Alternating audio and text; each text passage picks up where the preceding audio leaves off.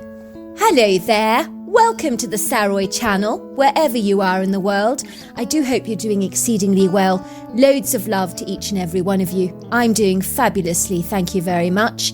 And don't forget to go and get that fabulous glass of wine or whatever it is that you enjoy drinking, because I've got a fabulous story for you tonight. But before we get started, don't forget to subscribe to the channel, click the notification bell and the thumbs up. And let's get started with tonight's story. Dear Sarah and all your lovely listeners, my name is Eloise and I'm from the Big Apple, otherwise known as New York, where I grew up in a glamorous apartment block that overlooked the bustling, very busy city that was so alive with activity and hundreds of yellow taxicabs. I once heard someone say that if you're tired of London, you're tired of life, and I always felt the very same way about New York. There was so much going on in this exciting, vibrant, buzzing metropolis, and I found watching the throng crowds of people my greatest source of fascination. And there were indeed times walking down the sidewalk when returning home from school with my satchel flung over my shoulders that I would see two people caught up in an altercation or brawl with much arguing and fighting going on, and very soon a little crowd would gather around to watch the drama unfold, as people are always enamoured by real-life soap operas.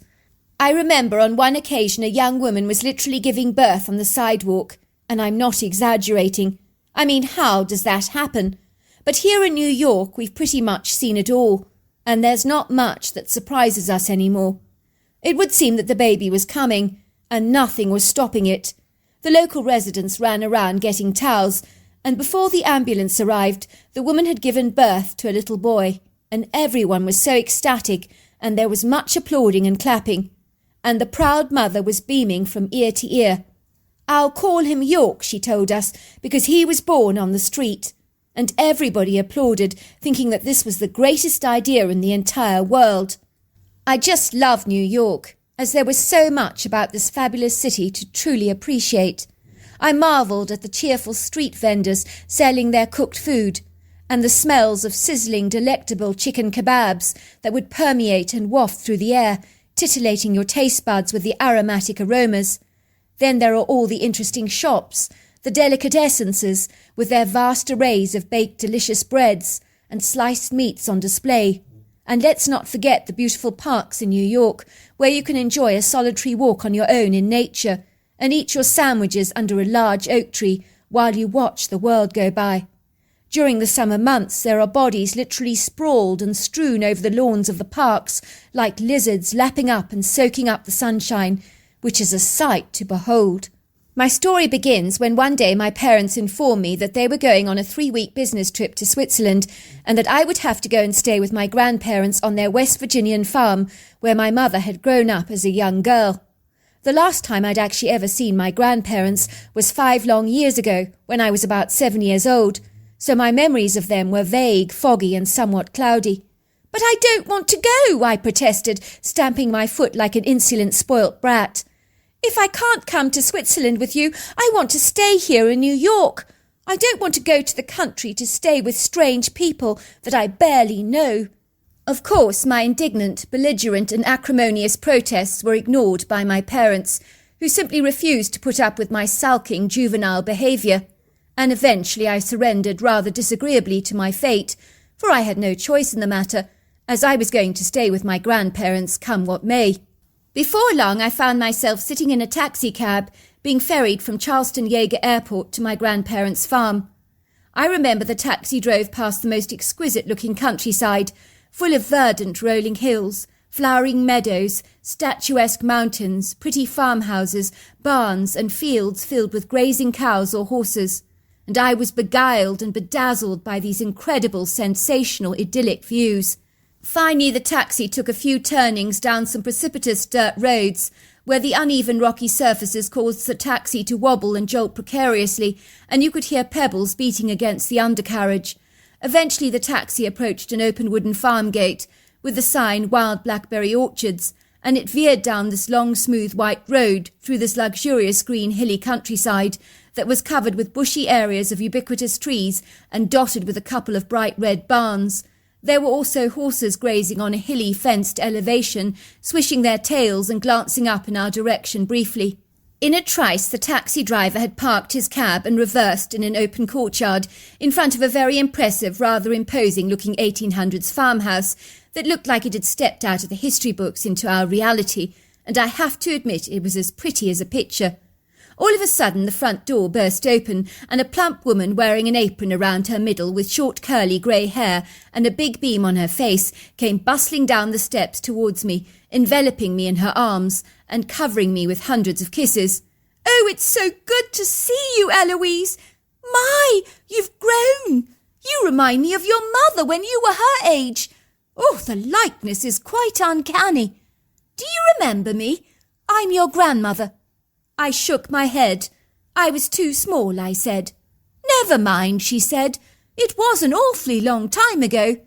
I couldn't help but smile, as I wasn't used to receiving such an enthusiastic, rapturous welcome. I couldn't help but warm to this agreeable, good-natured and amiable woman, who I realised was my grandmother. It was not long before I met my cheerless grandfather, but his reception towards me was frosty, haughty, indifferent and very aloof. My grandmother might as well have been telling him that he was having cheese on his baked potato instead of chili, as his dispassion towards me was literally mind-blowing. I mean, I was his granddaughter, for goodness sake, who he hadn't seen in many, many years, but my presence was of very little appeal or interest to him. My grandmother did her very best to try and introduce me to the surly, crotchety and prickly man, whom I decided at once that I didn't like. I noticed his head was buried beneath the large newspapers he was reading, and he looked up with annoyance and studied me for a moment through his hard, piercing, mean eyes.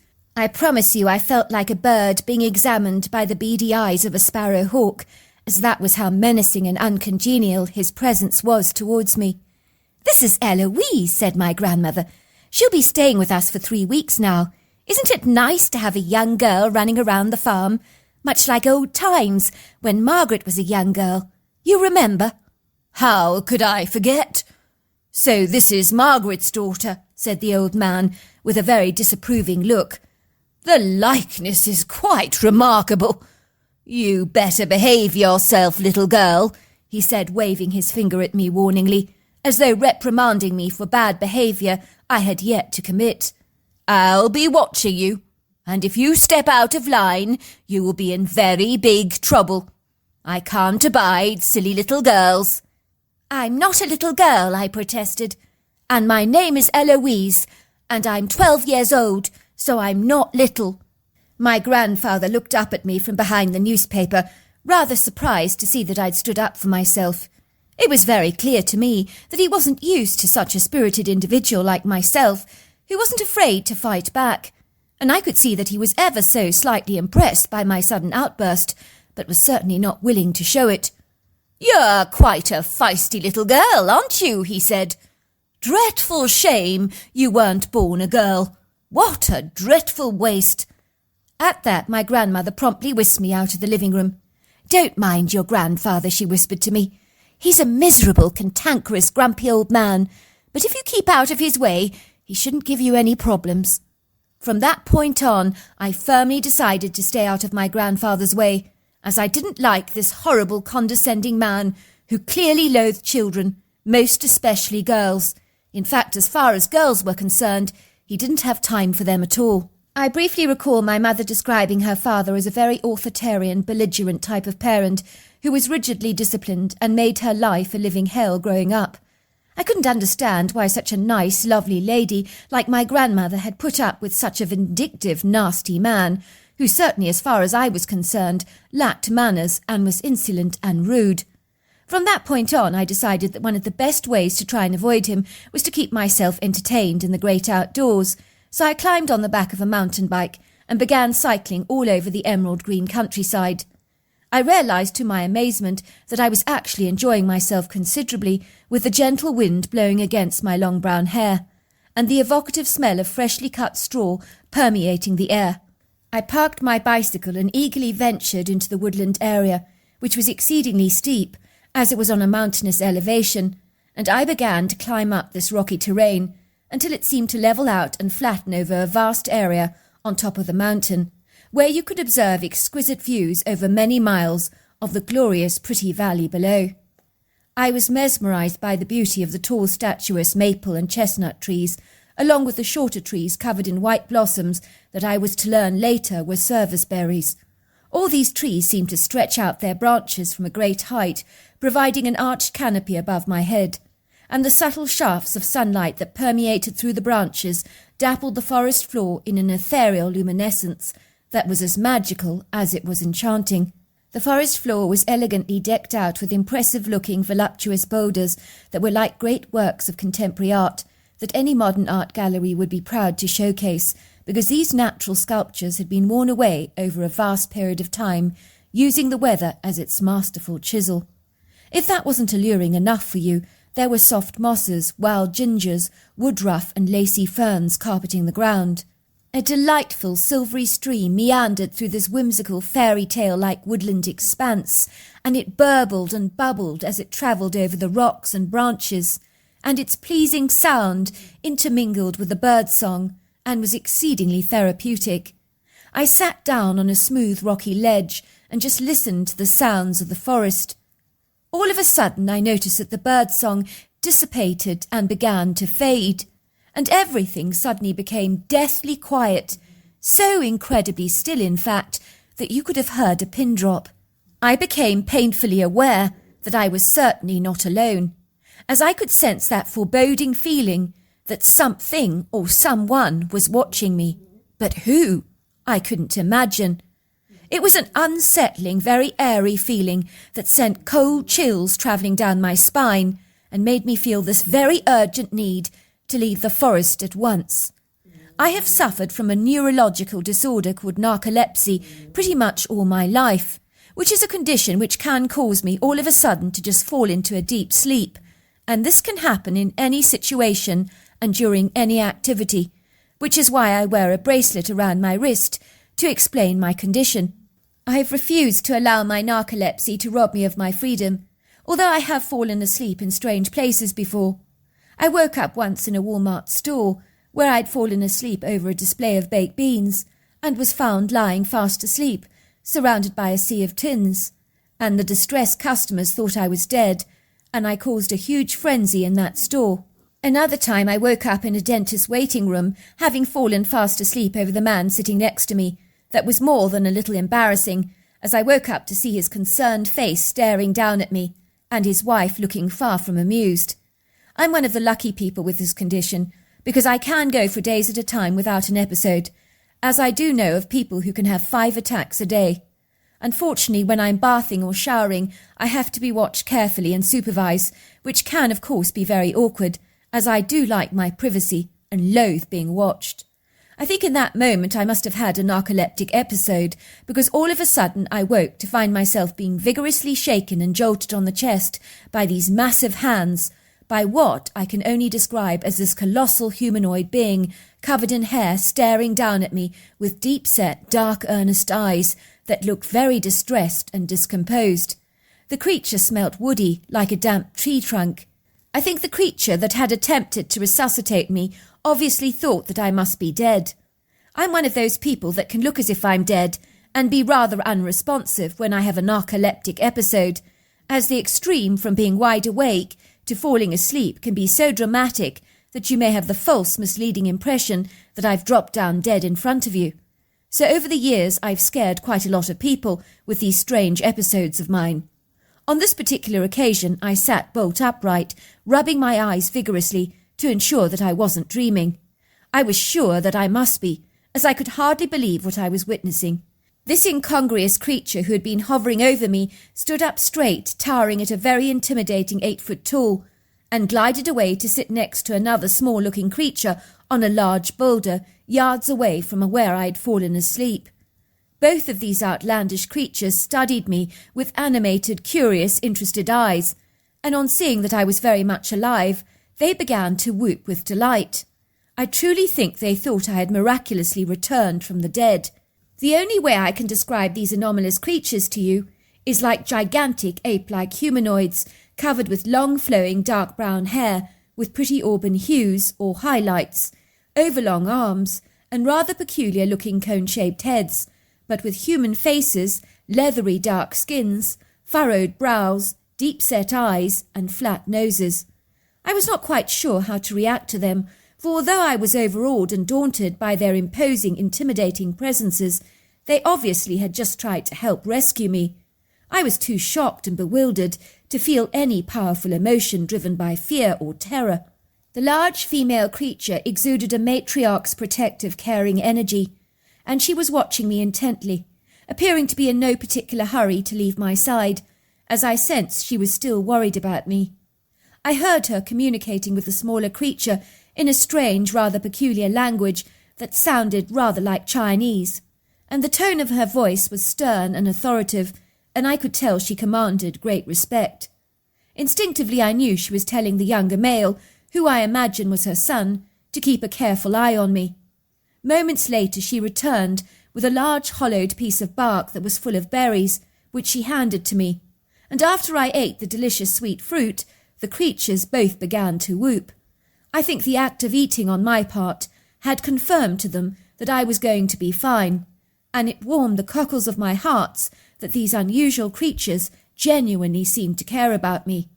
The next thing I knew was that I could hear my grandfather's booming voice thundering through the woods, and he sounded less than amused. "Little girl, are you up there?" He called this, not even bothering to address me by my name. In that moment I panicked, and I was so terrified that my heart began to beat like a heavy drum, and the creatures, on sensing my obvious distress, immediately took a precautionary stance, and instead of running away from the approaching human, they retreated behind some trees, standing very still, and remaining wearily watchful over me, like invisible protective bodyguards. All of a sudden my grandfather ambled ungraciously towards me with an awkward limp in one of his legs, and carrying a hunting rifle in his hand, and he was wearing an enraged look upon his face. He lifted up his rifle, pointing it directly at me and shouting, "I knew you would get up to all kinds of mischief the moment you got here. You're just like your mother," he sniped bitterly. "The two of you are like peas in a pod. She was always up to no good as a little girl. It seems like the apple does not fall far from the tree. What on earth are you doing hanging around in these woods when you have that dangerous sleeping condition? You're asking for trouble." "It's called narcolepsy," I piped. "Don't try and be clever with me, young girl. You know what I'm talking about. It's not safe for you to go wandering around the woods. If you could fall asleep in any second, you could fall into a stream and drown, or end up ravaged by a wild animal while asleep. Anything could happen to you in the woods. You're a very silly, stupid little girl." "Like you care," I piped. "You're right. I don't care a jot, but your grandmother clearly does, and she instructed you not to wander off too far from the house, which is why I'm here on her account. You need to get back to that farmhouse immediately and play there in the backyard so your grandmother can keep her eyes on you. She will never forgive herself if something bad were to happen to you." "Nothing bad is going to happen to me," I chided. "I know how to look after myself." "You're a very disagreeable little kid, aren't you? It seems that your mother has failed to teach you any manners. On my watch you will do as you're told. Do you understand, young girl? If I had my way with you, you'd have a good flogging with a leather belt to knock some sense into that little head of yours." My grandmother noticed a movement suddenly from the large female creature, who was watching everything from between the branches of a tree, and was bopping her head to the left and to the right. All of a sudden my grandfather's wrinkled face grew very grave, and he immediately reached for his rifle and began to aim it at the creature with his fingers pressing down upon the trigger. "No!" I screamed. "No! You can't do that!" Without thinking, boldly and possibly foolishly on my part, I ran quickly forwards, pushing my grandfather out of the way so that he wouldn't harm the hairy ape-like humanoids, and his bullets ricocheted, firing far away from both the creatures, But my grandfather himself went tumbling backwards down the hilly embankment, rolling down some jagged rocks, when he finally came to a complete stop. I quickly ran towards him, horrified to see that he wasn't moving, and his eyes looked glazed over. His mouth was opened, and he was completely unresponsive, and I realized that he most certainly was dead, and I could see blood pooling beneath his head. It was terrifying. I tried to shake my grandfather wide awake. "Wake up!" I cried. "Wake up!" But he was unresponsive. I began to scramble down the steep embankment, almost sliding down the rugged mountainous path in my desperate haste, and then finally, when I arrived on terra firma, I hightailed it towards the farmhouse like a bat out of hell. My heart was pounding violently in my chest at 1,000 miles an hour, and I was breathing very heavily.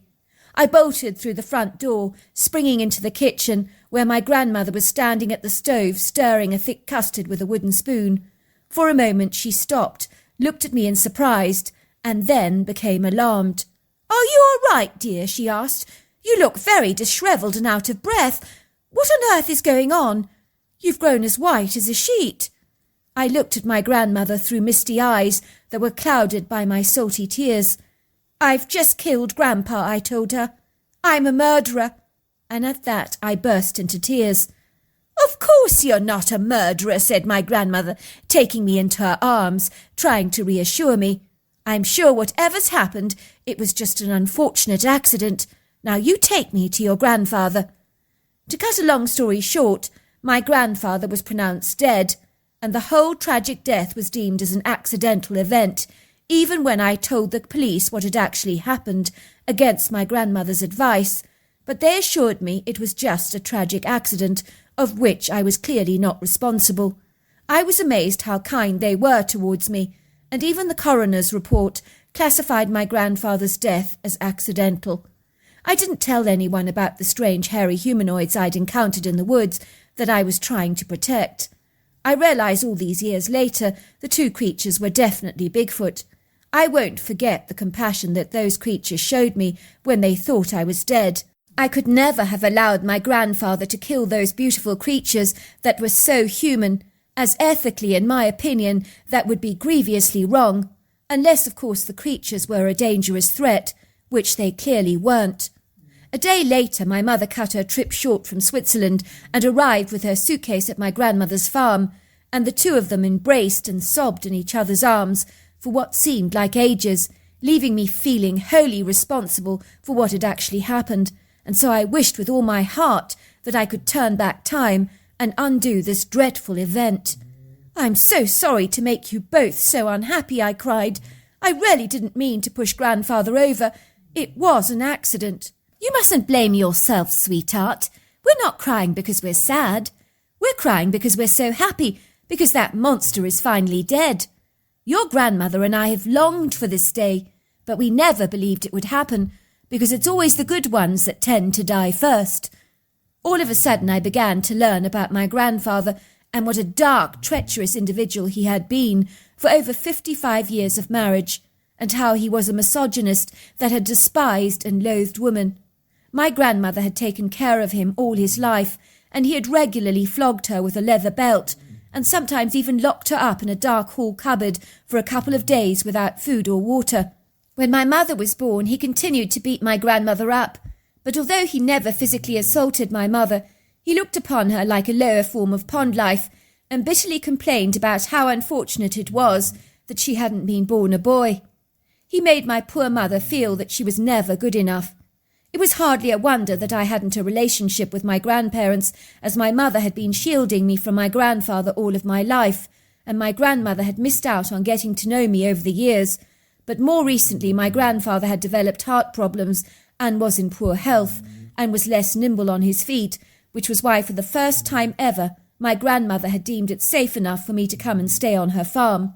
Now I was the one that had contributed to his untimely death, but it would seem that there were not many in the small rural town that were sorry about his departing from the earth plane, and I think at his funeral it was more like a celebration party, as everyone in attendance was happy that he was gone, and in some way my grandfather had impacted on so many lives in such a negative way, as there was not a person at his funeral gathering that actually had a nice thing to say about the man. I was to discover that my grandmother knew all about the wild men in the woods, and she had claimed that they had lived on our farm for generations, but it would seem my grandfather had wanted them all dead, simply because they had pilferaged a few of his vegetables and fruits from our yard, which I thought was ridiculous. "Thieves!" he had screamed, "the whole lot of them, treacherous thieves! I want these wild men off our property now, and if I get my hands on them, they're all dead." "I think they knew he wanted them all dead," laughed my grandmother, "because he would spend so much time searching for them and trying to catch them and kill them. They would tease him by throwing rocks at him, and then he would fire in the direction of the rocks, and he could hear them whooping with delight, as they thought it was a hilarious game, and were clearly laughing at him. But your grandfather was never amused, and the more they toyed with him, the more determined he was to kill them, and it became like an obsession for him." "Did he ever manage to shoot one of those creatures?" I asked in alarm. "Of course not," my grandmother chuckled, "because they were way too fast for him." She continued, "One day when it was snowing, I could see large footsteps in the snow leading to the chicken coop, and I realized the wild people had pinched a couple of my chickens, and I knew if your grandfather found out about it, he would have a tantrum. I discerned that they were clearly hungry, so I left a large box filled with food at the edge of the woods every week during the winter months without your grandfather knowing about it. He would have been furious if he had. A wild woman would pick up the parcel and nod at me as if to say thanks, and when she ventured into the woods, I kid you not, you would hear a chorus of delighted whoops, and that would thrill me. I remember thinking that those creatures showed more gratitude for my food parcels than your grandfather ever did over a single meal I ever cooked him. All these years later, I look back on these events with nostalgia and realized how privileged I was to encounter the creature that we like to call Bigfoot, and my experience with these hairy, elusive beings was a very positive one. So there you are. That's my story. What an incredible story, and what an incredible condition you had. Until next time, goodbye and good night.